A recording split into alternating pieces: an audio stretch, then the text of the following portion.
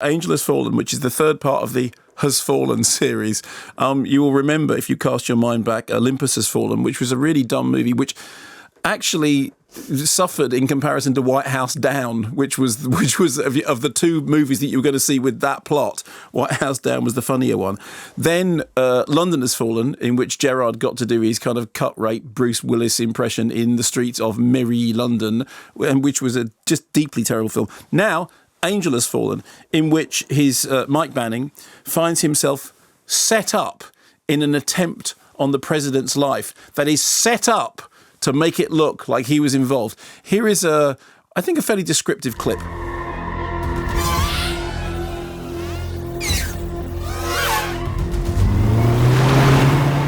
The drugs! Mark, come with me. Get him under the ballistic hard cover. Keep him down. I'm on my way.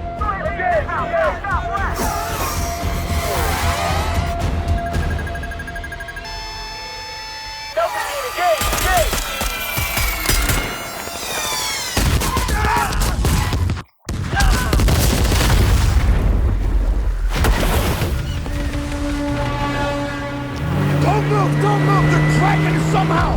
Just hold still and keep them covered, Murph. I'm coming to you!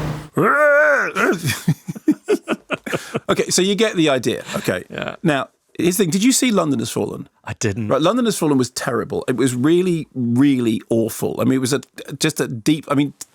offensive, but also just deeply awful. I don't think this reflects well on me, but if on the poster for a film there's something on fire, I'm probably not going to watch it. Oh, okay, no, there's plenty of things with something on fire which are fun, but this wasn't one of them.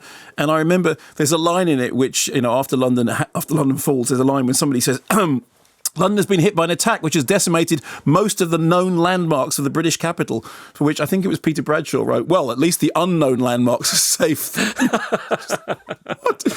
And I think I said at the time, it's like Team America World Police, but without the jokes and with more wooden acting. Right. So I went into this thinking, although I had recently seen the Gerard Butler in the Lighthouse movie, which had been called Keepers, and I think it ended up being called Vanishing, in which he's really good. It's actually the best thing I've seen him in. He's really terrific. So I went into this thinking, here we go again. And you know what? This is the best of the Has Fallen Has series. Now, I understand that saying that is like saying it's the best time I hit myself on the thumb with a hammer.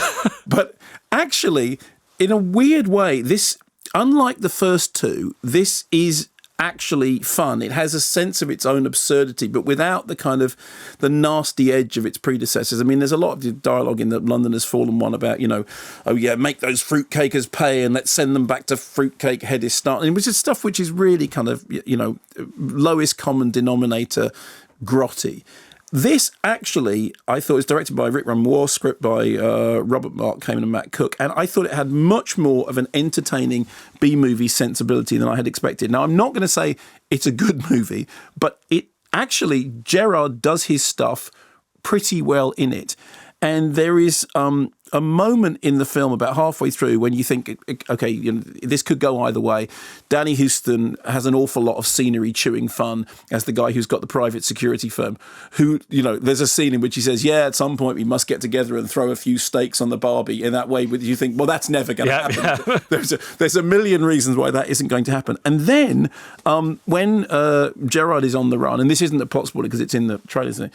He has to meet up with his father, played by Nick Nolte. And Nick Nolte, who actually hasn't pronounced an understandable word in about 10 years, is living off the grid because he is in Vietnam and then he thinks the government is incredibly corrupt. Anyway, Gerard turns up and then Nick Nolte says, you can't trust anybody. Come with me, son. I'm sorry that I left you, but I had a bad time with Vietnam. And then the truth, and it turns out that what Nick Nolte's great skill is that he likes to blow things up a lot. And I started laughing because the father-son stuff actually is funny because the combination of Gerard and they're clearly having fun and they clearly know exactly what's it. And it's actually done quite well. And I have a real soft spot for Nick Nolte.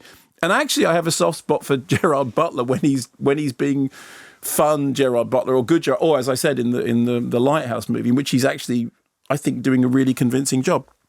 And I thought, okay, it's fine.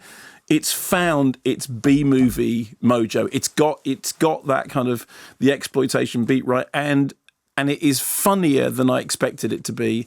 and it's more sort of skippy than the previous ones have been.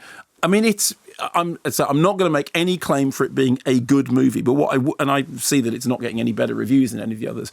But I had more fun in it than I thought, and I actually thought, you know what?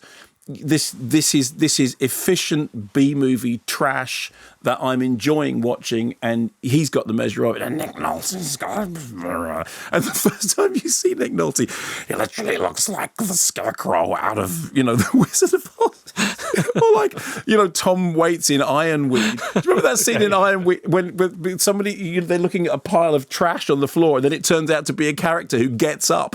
And Nolte's doing that, and I enjoyed myself, and I really hadn't expected to. I feel privileged to get to sit in a room with your Nick Nolte in person. Oh, thank you very much. It's exactly the same as Tom Waits. Only slightly. Because the weird thing that Nolte does is, because whereas Tom Waits is all like that, and the whole Nick Nolte's got this weird thing when he goes, yeah, hi, Ben. And it's anyway, it's the best of the Has Fallen series.